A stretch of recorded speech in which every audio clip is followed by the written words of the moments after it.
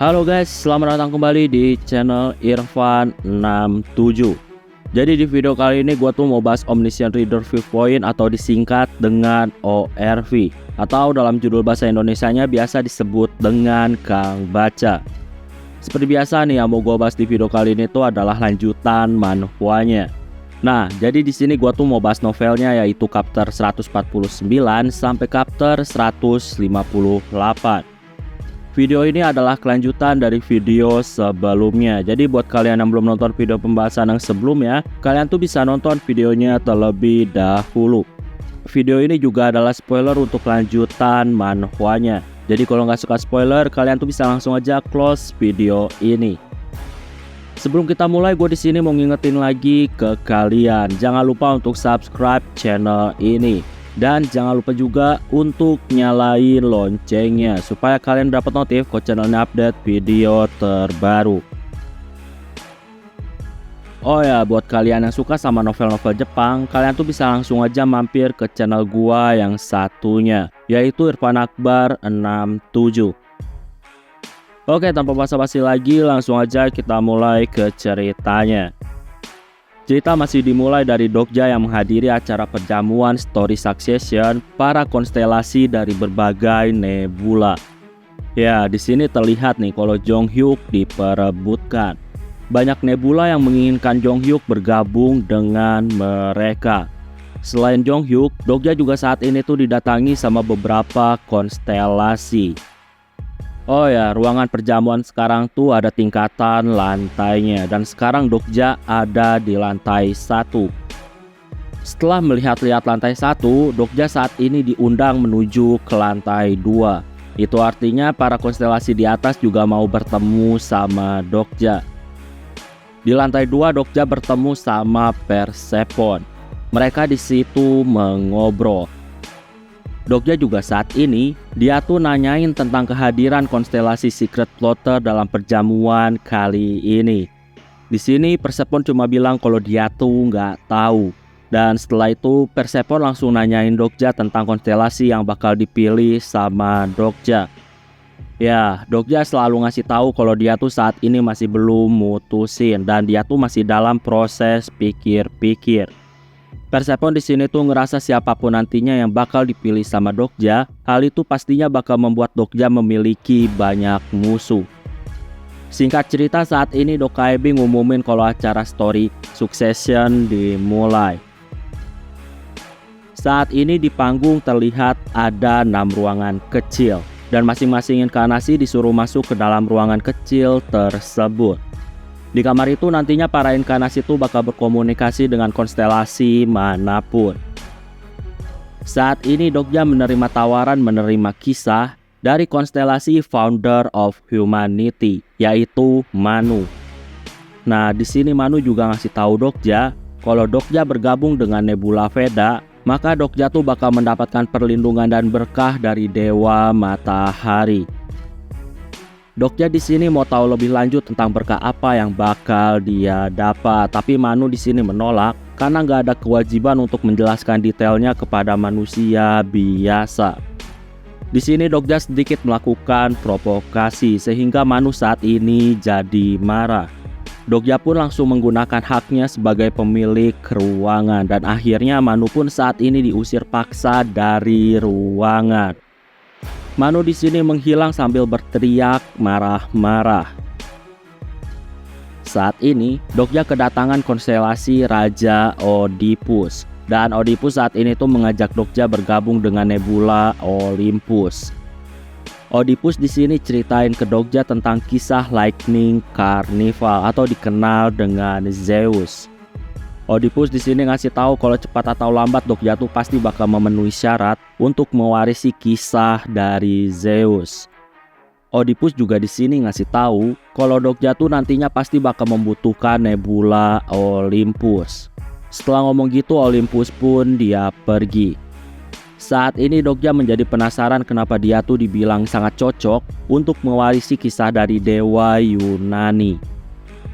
Saat ini selanjutnya konstelasi Uriel yang datang di hadapan Dokja. Uriel di sini tuh langsung memeluk Dokja. Uriel tuh sangat ingin bertemu sama Dokja, dan Dokja juga saat ini tuh sangat ingin bertemu dengan Uriel. Uriel ini dari awal perjalanan Dokja, dia tuh tertarik pada Dokja dan dia tuh selalu mengikuti perjalanan dari Dokja. Dan Dokja tahu hal itu, makanya dia tuh saat ini pengen ketemu Uriel. Uriel juga di sini tuh nawarin Dokja untuk mewarisi kisah dari Eden. Setelah ngobrol-ngobrol, Dokja pun menolaknya.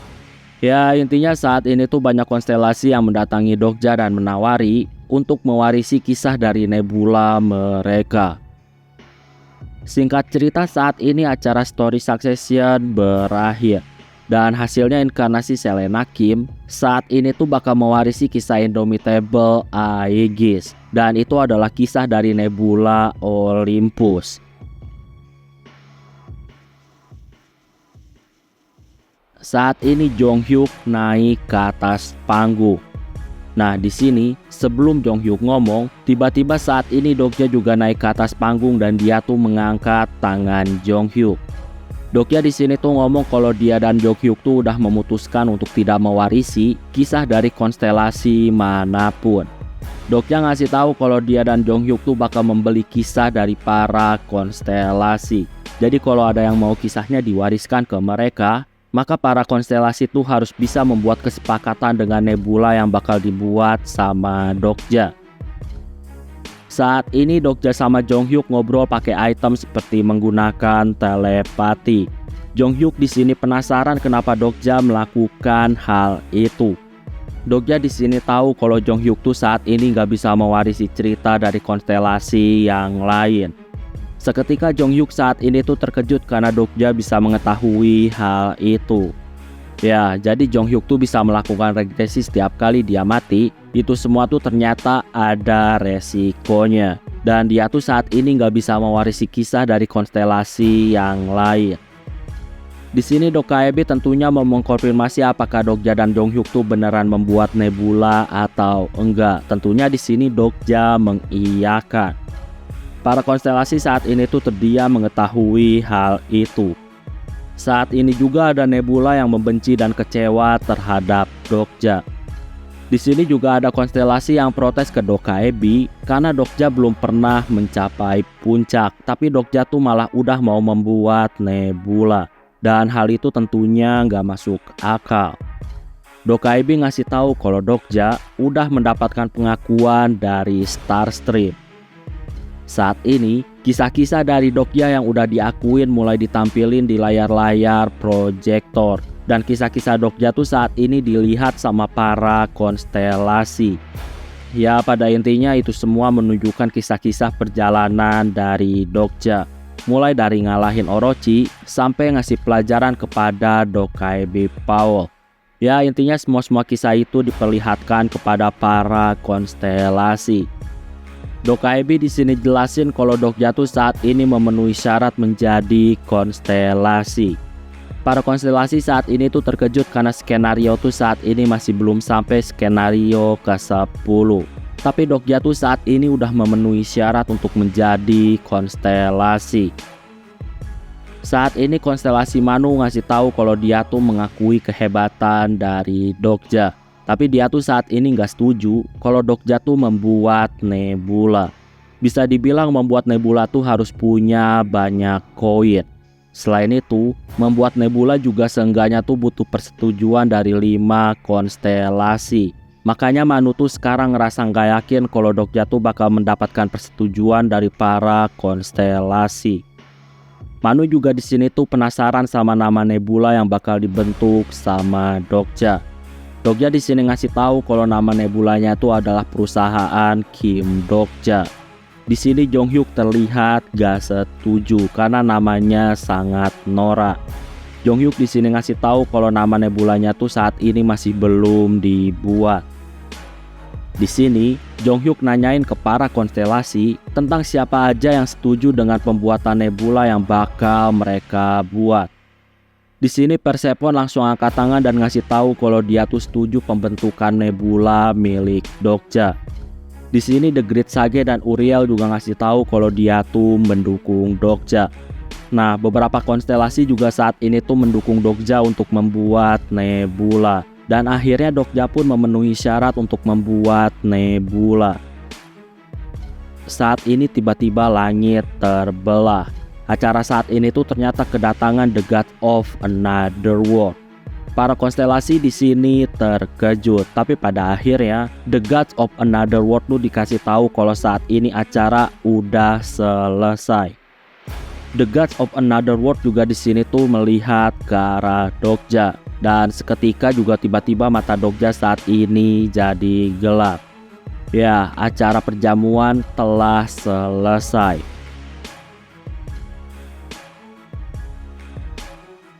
Saat ini di kuburan yang ada di Guanghuamun, saat ini tuh terlihat ada sekelompok orang. Di sana mereka tuh ngobrolin soal makam pahlawan. Salah satunya tuh nggak percaya kalau makam itu adalah makam pahlawan, karena yang namanya pahlawan tuh nggak mungkin mati semudah itu. Ya, sekelompok orang itu adalah sekelompok perampok, dan mereka tuh sekarang membongkar makam pahlawan yang baru mati. Mereka tuh di sini ngerasa pasti ada barang-barang yang bagus yang ikut dikubur. Makanya mereka tuh saat ini mau mencurinya. Ya, makam itu adalah makam Dokja. Saat ini Dokja terbangun dari tidurnya dan dia tuh memegang bahu para perampok. Para perampok saat ini syok dan ketakutan. Saat ini di kota Seoul, saat ini para inkarnasi dapat notifikasi tentang seseorang yang menjadi konstelasi. Di sisi lain saat ini, tepatnya di lantai pertama Kastil Kegelapan, Jihye saat ini membawa Gil-yong dan Yosung. Mereka tuh saat ini dikejar sama monster iblis. Ya, di sini diketahui sejak kematian dari Dokja, party Dokja tuh ternyata nggak kompak dan mereka tuh bertindak sendiri-sendiri. Oh ya, saat ini para inkarnasi tuh lagi menghadapi skenario ke-9, yaitu Kastil Kegelapan yang muncul. Orang-orang saat ini tuh kesulitan dalam menghadapi skenario tersebut. Bahkan di sini tuh terdengar suara Dokaibi yang yakin kalau orang-orang saat ini tuh bakal gagal. Jihye saat ini meratapi nasibnya karena dia tuh saat ini harus mengurus kedua bocah di Kastil Kegelapan. Jihye saat ini tuh kesal karena Dokja udah mati.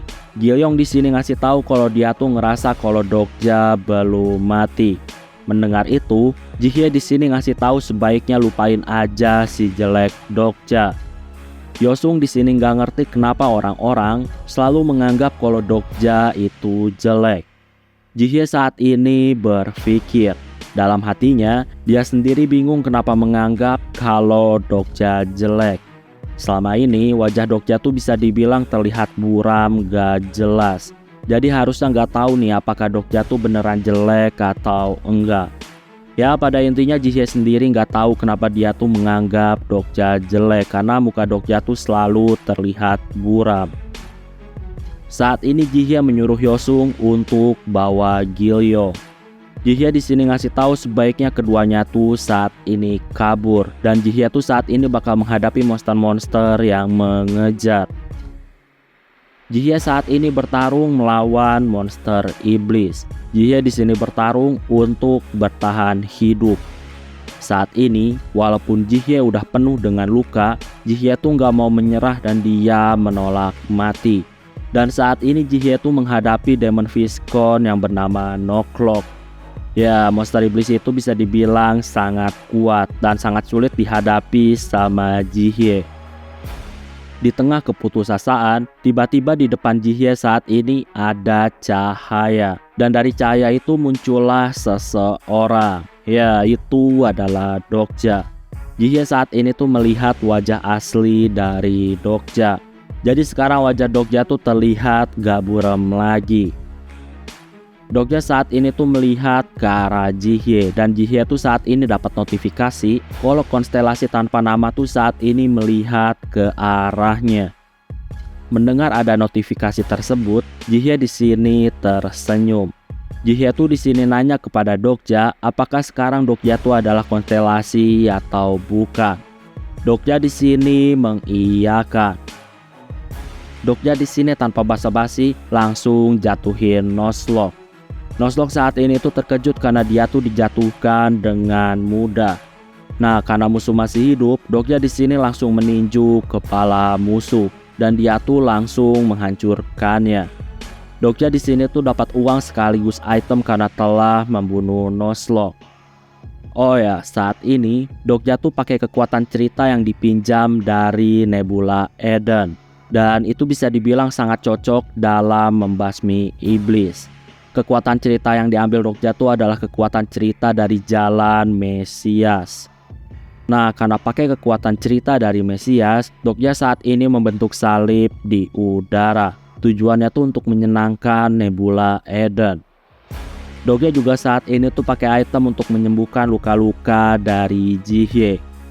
Saat ini juga Yosung melihat Dokja dan dia tuh langsung memeluknya dengan haru.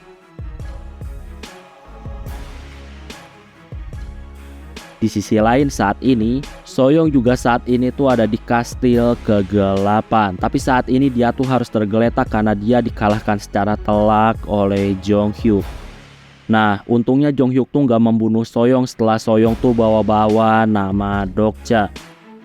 Soyoung saat ini protes kepada konstelasinya yaitu Abyssal Black Flame Dragon. Dia tuh protes karena dia tuh nggak pernah bisa ngalahin Jonghyuk. Saat ini tiba-tiba datang Hyung Suk dan dia tuh nanyain kepada Soyoung tentang apa yang terjadi. Soyoung di sini tuh cuma ngasih tahu kalau dia tuh terluka karena iblis. Di sini terlihat juga kalau Hyusung dikelilingi sama para wanita. Para wanita itu terlihat menyuruh Hyungsung jangan dekat-dekat dengan wanita mencurigakan. Saat ini Soyoung tuh melihat wanita-wanita tersebut.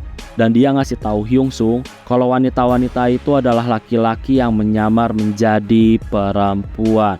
Dan Soyoung sangat tahu kalau wanita-wanita itu adalah kelompok yang suka menyamar. Dan wanita-wanita itu suka membunuh ranker yang kuat. Soyoung juga saat ini ingat dengan nama kelompoknya yaitu Pink Kids.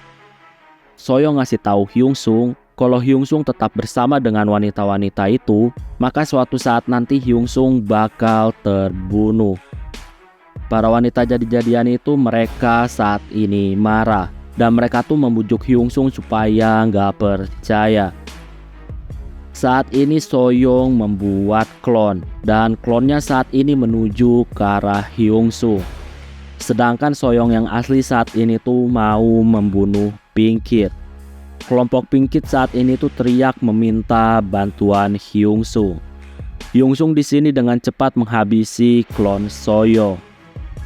Saat ini Soyoung membuat banyak klon dan klon-klon itu menggoda Hyungsung. Hyungsung di sini tersipu malu dan akhirnya dia pingsan. Ya bisa dibilang Hyungsung ini sangat lemah terhadap wanita. Soyoung saat ini mulai menghabisi anggota dari Pink Kids. Dan ketika mau bunuh anggota terakhir, tiba-tiba Soyoung diterbangin sama suatu sihir. Di sini ternyata yang datang adalah Dokja. Dokja di sini ngasih tahu kalau Pink Kid tuh dibutuhin dalam rencana dirinya. Dan sekarang Soyoung tuh ternyata malah menghabisi party Pink Kid. Soyoung di sini tuh tertawa dengan kedatangan dari Dokja. Dokja di sini tuh sedikit bercerita dan Soyoung tuh nggak percaya kalau Dokja tuh saat ini telah menjadi konstelasi. Soyoung di sini nggak tahu kalau ada manusia biasa yang bisa menjadi konstelasi. Di sini diketahui juga walaupun Dokja menjadi konstelasi, dia tuh masih tetap harus menyelesaikan semua skenario. Oh ya, alasan Dokja menjadi konstelasi itu semua tuh tujuannya supaya dia tuh bisa meminjam kekuatan cerita dari para konstelasi. Dan dengan menjadi konstelasi, dia tuh bisa bernegosiasi atau berkomunikasi dengan para konstelasi. Jadi bisa dibilang sangat menguntungkan bagi Dokja. Apalagi Dokja tuh harus menyelesaikan semua skenario. Saat ini Dokja meminta item-item dan uang yang udah dia titipin kepada Soyoung ketika sebelum dia mati.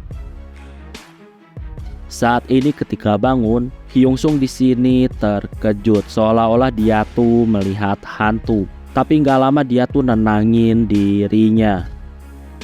Di sini, orang yang hampir dibunuh sama Soyoung, dia tuh memperkenalkan dirinya kalau dia bernama Kim Yongpal.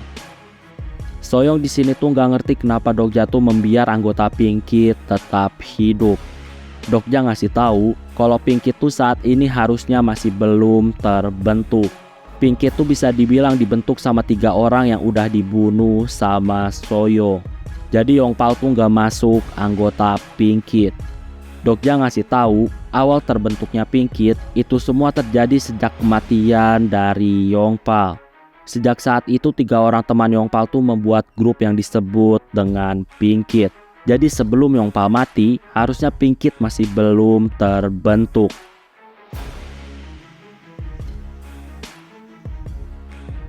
Dokja juga ngasih tahu kalau Yongpal tuh adalah orang yang masih suci. Jadi maksudnya dari awal skenario sampai skenario yang sekarang, Yongpal tuh sampai detik ini masih belum pernah membunuh siapapun. Bahkan di awal skenario, Yongpal tuh bisa selamat karena dia tuh secara nggak sengaja nginjek semut. Makanya dia tuh bisa selamat karena udah dianggap membunuh makhluk hidup. Ya bisa dibilang Yongpal beruntung, dan sampai sekarang tuh Yongpal masih belum membunuh siapapun. Di sisi lain saat ini ada kisah dari lantai 2 kastil kegelapan. Di sana tuh ada monster yang sangat kuat yang bernama Tentasio. Tentasio tuh di sini udah membunuh ratusan ribu inkarnasi, dan itu udah terjadi sejak 194 tahun yang lalu. Ya, karena terlalu kuat, Tentasio saat ini tuh menjadi sangat bosan. Gak lama saat ini datanglah Jiwon dan pasukannya. Tentunya mereka semua tuh bukan tandingan Tentasio. Tentasio saat ini memegang leher Jiwon dan dia tuh nanyain tentang asal dari Jiwon. Jiwon di sini ngasih tahu kalau dia tuh berasal dari bumi. Tentasio saat ini juga nanyain tentang orang terkuat di bumi. Tentasio di sini tuh terlihat bernafsu karena orang-orang di bumi tuh dikenal sebagai orang-orang yang kuat. Di sisi lain saat ini, Soyoung, Dokja, dan yang lainnya, mereka tuh dalam perjalanan menuju ke lantai 2. Sepanjang perjalanan mereka tuh dihadang sama para iblis, tapi mereka tuh masih dengan mudah mengatasinya. Dokja saat ini menyuruh Yongpal untuk menjadi pemimpin party. Tentunya Yongpal terkejut. Dokja di sini ngasih tahu kalau iblis di lantai 2 biasanya level kesulitannya bakal disesuaikan sama level orang terlemah yang ada di party. Makanya Dokja tuh mau jadiin Yongpal sebagai pemimpin party. Saat ini ketika masuk ke lantai 2, ada notifikasi tentang iblis yang bakal dihadapi sama party Dokja. Jadi saat ini tuh ternyata nggak bakal sesuai dengan aturan level. Nah alasannya karena ada iblis yang sangat menginginkan pertarungan melawan party Dokja. Ya iblis itu adalah Tentasio. Jadi Tentasio tuh memilih untuk melawan party Dokja. Dokja di sini tentunya terkejut karena partinya tuh harus berhadapan dengan Tentasio yang merupakan salah satu makhluk terkuat di kastil kegelapan. Di sini diketahui ternyata Tentasio tuh mencari Jonghyuk. Saat ini, konstelasi Sila yang menjadi sponsor dari Jiwon, dia tuh menunjukkan sebuah ingatan kepada Dokja. Ingatan itu adalah ingatan tentang Tentasio yang udah mengalahkan banyak orang-orang milik Jiwon. Dokja juga saat ini melihat kalau Jiwon terluka parah, dan Jiwon juga saat itu terlihat tergagap-gagap ngasih tahu Tentasio bahwa orang terkuat di Korea adalah Jonghyuk. Makanya sekarang Tentasio tuh tertarik sama Jonghyuk, dan akhirnya party Dokja lah yang kena. Konstelasi Sila di sini tuh minta Dokja untuk mengalahkan Tentasio. Di sini ada negosiasi antara Dokja dan Sila. Sila di sini ngasih tahu kalau dia tuh bakal ngasih kekuatan cerita kalau misalkan Dokja tuh mau mengalahkan Tentasio. Saat ini lantai bergetar. Di sini Hyungsung langsung menggunakan transformasi baja dan mengubah tubuhnya menjadi baja. Tentacion saat ini terkejut karena ada orang yang telah mewarisi kekuatan cerita. Ya, jadi Hyungsung ini telah mewarisi cerita dari konstelasi Master of Steel. Makanya saat ini Hyungsung tuh bisa mengubah tubuhnya menjadi baja. Tentacion saat ini memeluk tubuh Hyungsung dan Hyungsung di sini tuh terus mukulin Tentacion. Tentacion di sini menggigit bahu Hyungsung menggunakan taringnya. Armor baja Hyungsung saat ini tuh mulai retak karena gigitan Tentacion. Soyoung di sini terkejut karena ada monster sekuat Tentacion. Dokja di sini ngasih tahu kalau Tentacion tuh adalah iblis kelas 3 dan Tentacion tuh punya ceritanya sendiri. Tentacion tuh punya cerita pembantaian serangga. Nah, karena itu adalah cerita original sendiri, tentunya kekuatan Tentacion sangat kuat. Saat ini terlihat kalau baja Hyungsung mulai hancur. Dokja saat ini menyuruh Hyungsung untuk mundur, jadi dialah yang bakal mengurus Tentacion.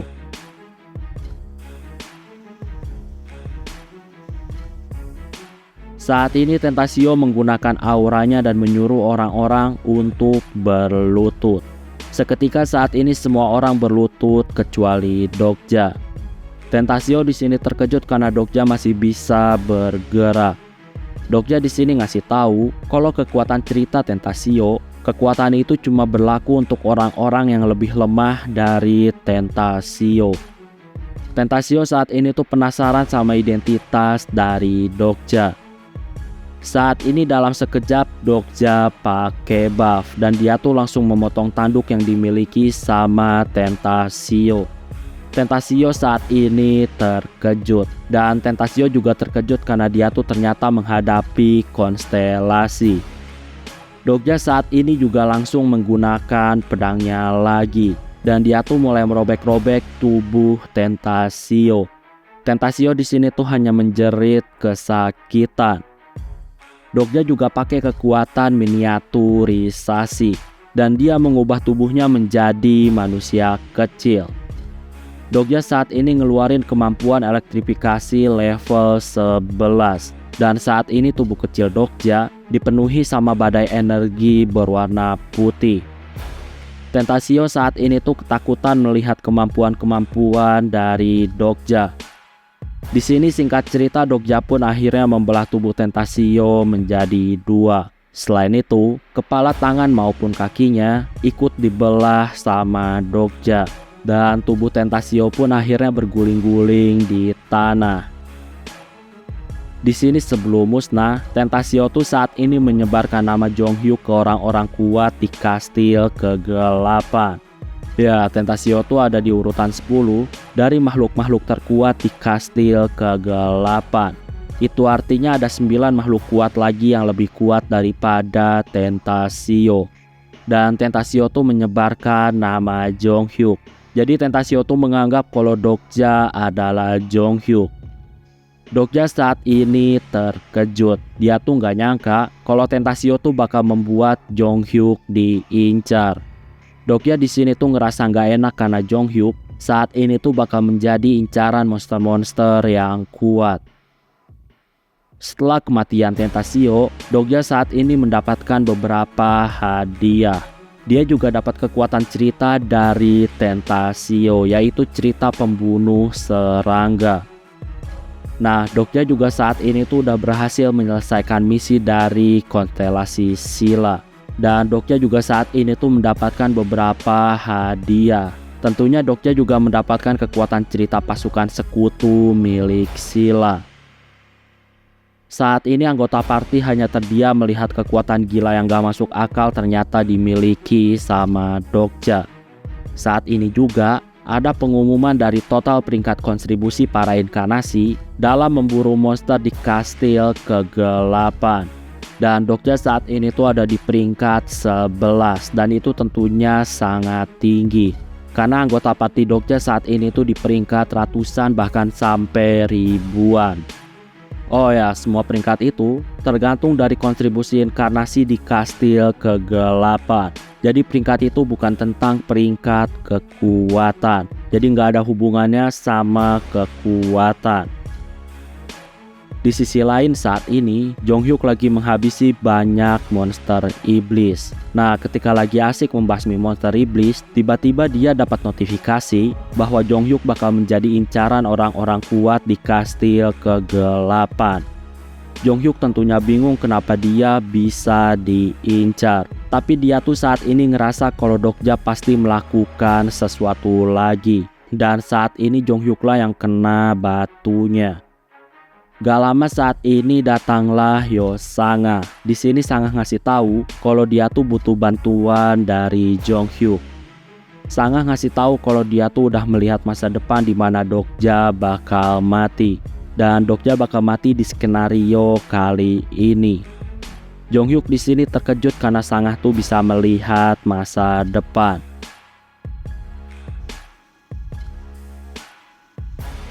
Saat ini, Jonghyuk melihat ada benang raksasa di belakang tubuh Sanga. Jonghyuk di sini terkejut karena itu adalah simbol dari 3 Dewi Takdir. Jonghyuk di sini berpikir itu artinya ramalan yang disebut sama Sanga bisa dibilang kemungkinan bakal menjadi kenyataan. Ya, sejauh ini ramalan dari Nebula Olympus tuh nggak pernah salah. Oh ya, Sanga tuh di sini diketahui telah bergabung dengan Nebula Olympus. Sanga saat ini minta tolong kepada Jonghyuk untuk segera menghentikan Dokja. Karena kalau enggak, Dokja tuh bakal dibunuh sama orang yang paling dicintai sama Dokja. Di sisi lain saat ini party Dokja udah sampai di lantai 2. Saat ini skenario 9 selanjutnya pun dimulai. Skenario yang sekarang tuh bisa dibilang sangat unik karena syarat penyelesaian maupun jenis skenarionya ternyata tuh nggak ada yang tahu. Jadi bisa dibilang benar-benar rahasia. Gak ada yang tahu sekarang tuh mereka tuh bakal menghadapi skenario seperti apa. Dan bahkan batas waktunya tuh tak terbatas. Ya tentunya para inkarnasi di sini protes kepada Dokaebi, tapi pada akhirnya nggak ada yang bisa dilakuin. Saat ini tiba-tiba muncul banyak monster iblis beruang. Dan saat ini juga tiba-tiba iblis-iblis itu dibakar habis sama api putih. Ternyata itu adalah serangan dari Haewon. Haewon di sini terkejut ketika melihat Dokja. Di sini Dokja juga terkejut karena Haewon tuh saat ini mengendarai unicorn berwarna hitam. Dan Haewon juga saat ini tuh ditemani sama beberapa orang yang sama-sama membawa unicorn berwarna hitam. Dan mereka juga saat ini tuh mulai menghabisi para iblis. Jihye saat ini mendekat ke arah Haewon. Jihye di sini nggak percaya karena Haewon tuh ternyata selama ini masih hidup. Haewon saat ini ngasih tahu kalau sekarang tuh bukan waktunya untuk ngobrol. Haewon di sini ngasih tahu orang-orang kalau dia tuh bakal membimbing semua orang ke tempat yang aman. Mendengar itu Dokja saat ini tuh menjadi gelisah dan ngerasa ada yang aneh. Saat ini Haewon dan yang lainnya mereka pergi. Dokja dan partinya juga saat ini mengikuti Haewon. Mereka semua sekarang sampai di tempat yang ada benteng tinggi di hutan. Dan saat ini tuh terlihat ada seorang pria di atas benteng tersebut. Dan pria itu ngasih tahu kalau sekarang orang-orang tuh nggak perlu lagi untuk menyelesaikan skenario. Orang-orang di sini terkejut.